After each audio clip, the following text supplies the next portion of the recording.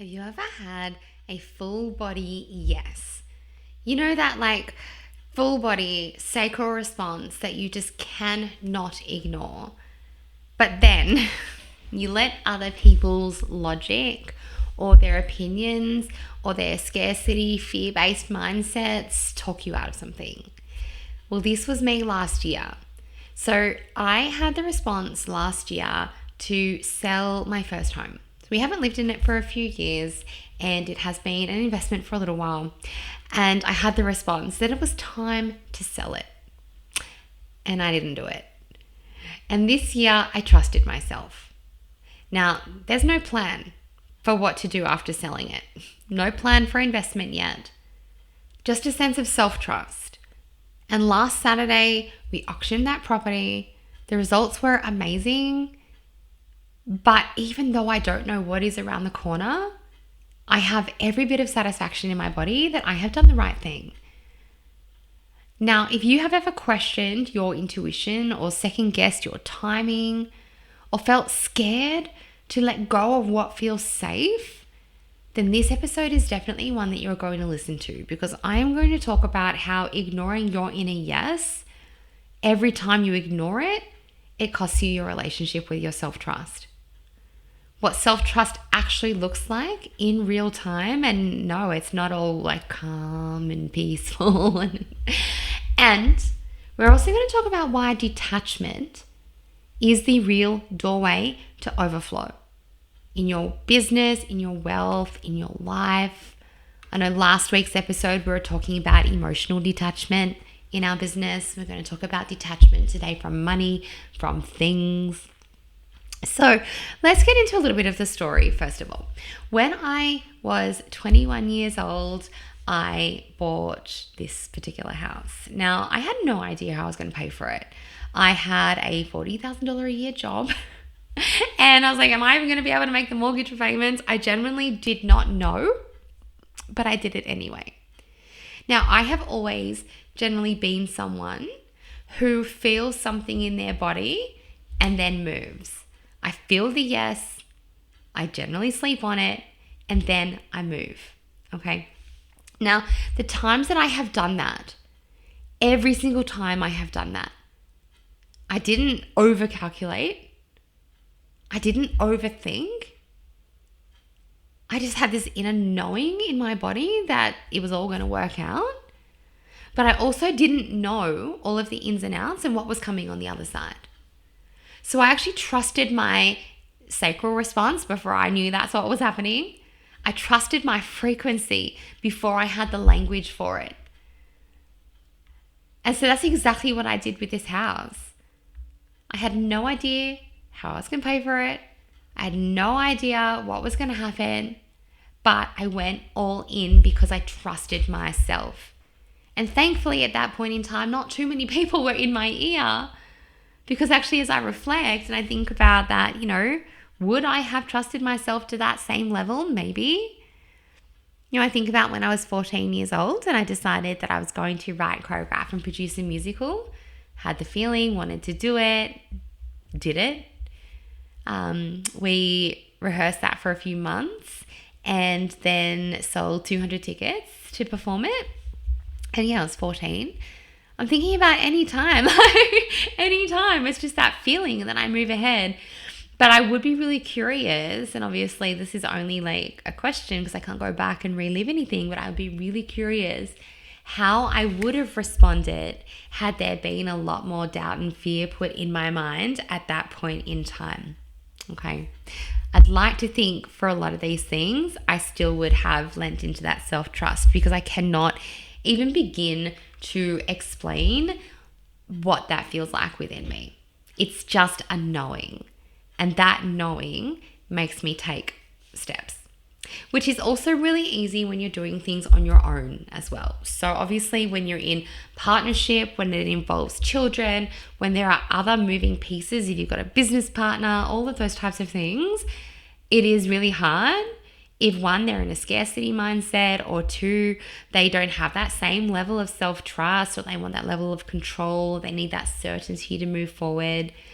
But what I really took away from this auction, and I even said this in the car on the way there, I really took away the fact that every single time I have made a decision in my life and didn't know what the outcome was going to be in terms of what was next. So for example, last year, people were saying to me, don't sell your house if you don't have an investment plan.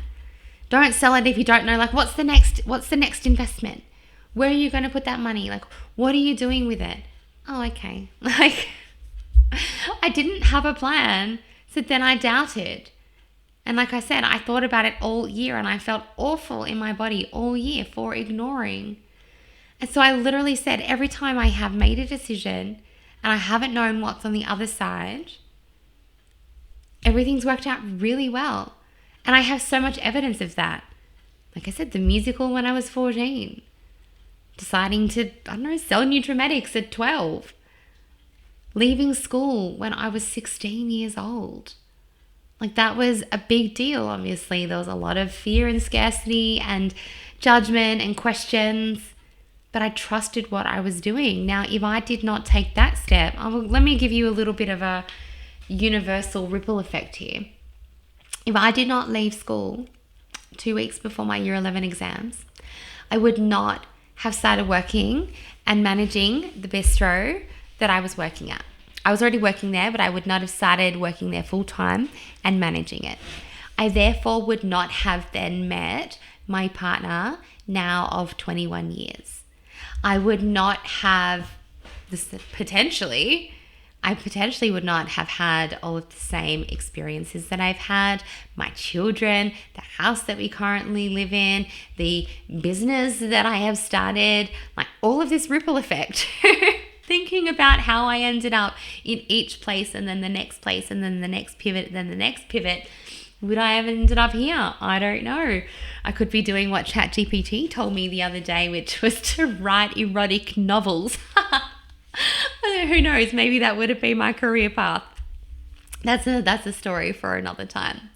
My point is, I have always trusted my leap. When I left my long-term secure job and decided to start a business, guess what? I was 23 then, and 23, 24, 23, I think. But do you know what? I didn't know what that business was going to be. I just knew I wanted a business. So I left my job. Wait till the thing dropped in, started the business. If I didn't have that event business and then have that lesson from that as well, that honestly has fast-tracked my money mindset. So I think about everything, not going back to the thing I was on maternity leave from when I built this business. You don't always know what's on the other side.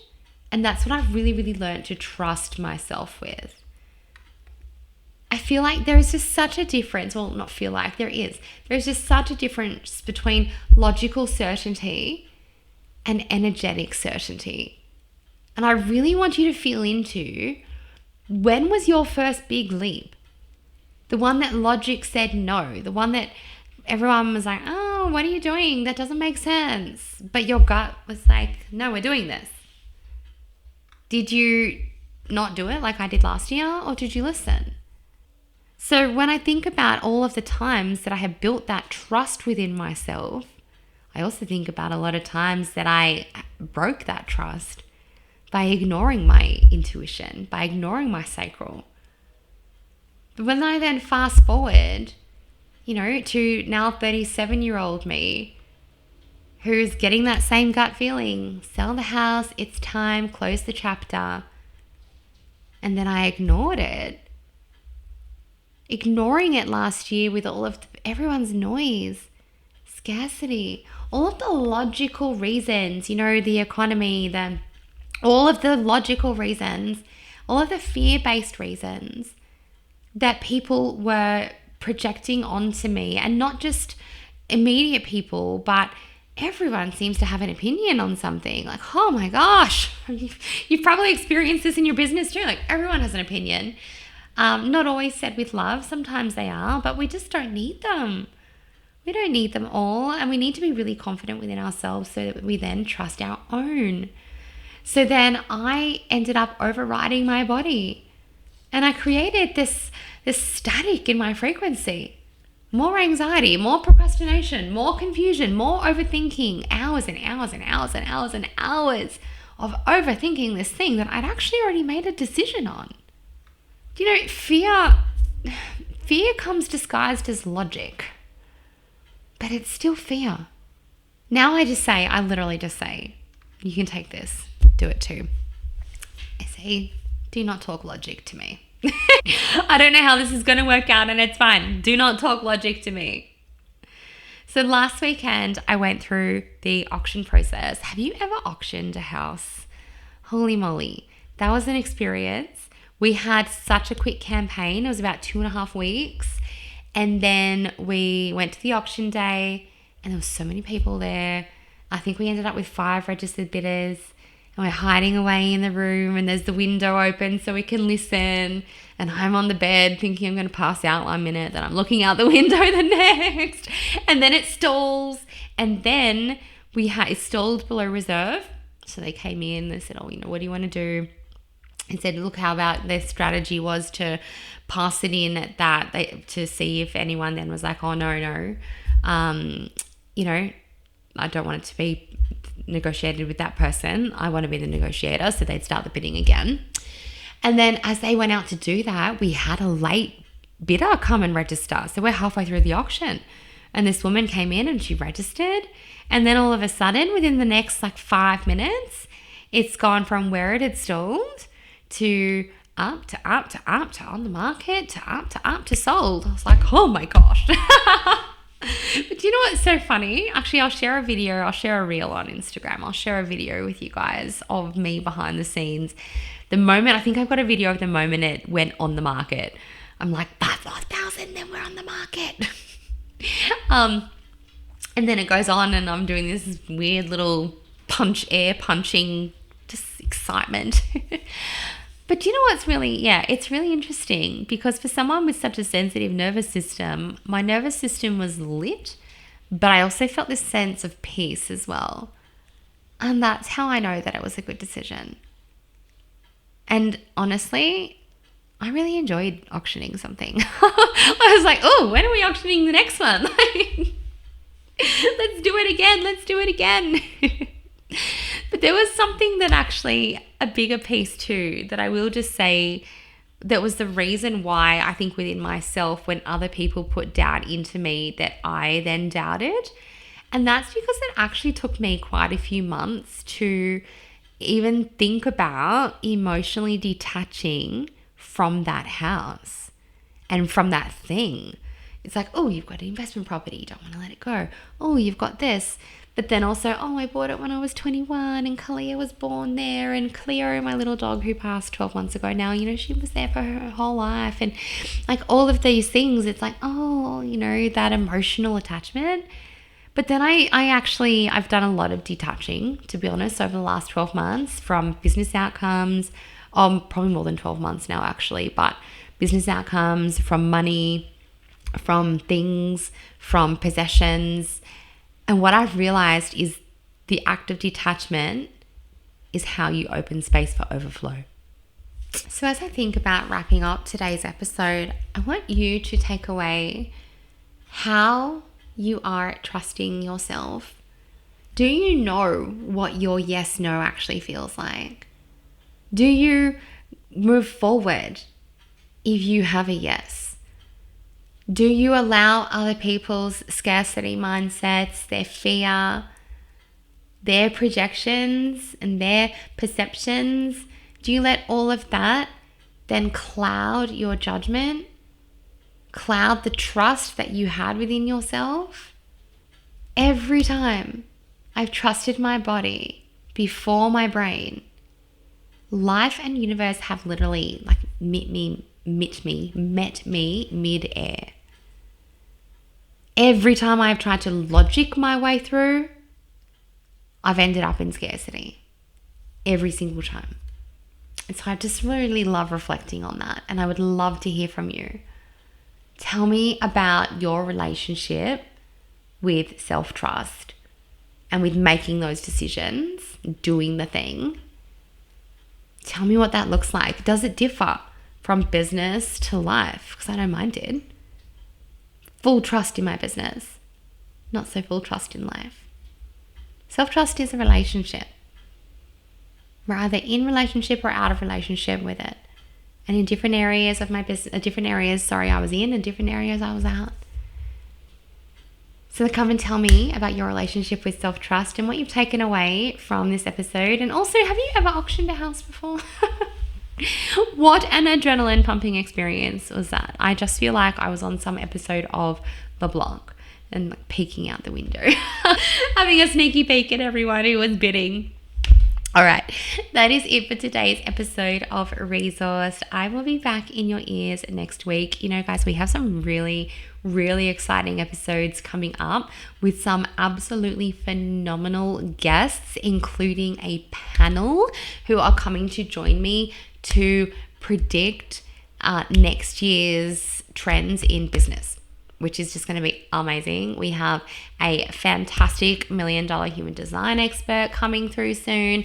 So many different pieces. I'm so excited. And oh my gosh, episode 200 is coming up, and just wait to see what we have planned for that. All right, I will see you next week back here on Resourced. Bye for now. Thank you for tuning in to Resource with Jessica Reed.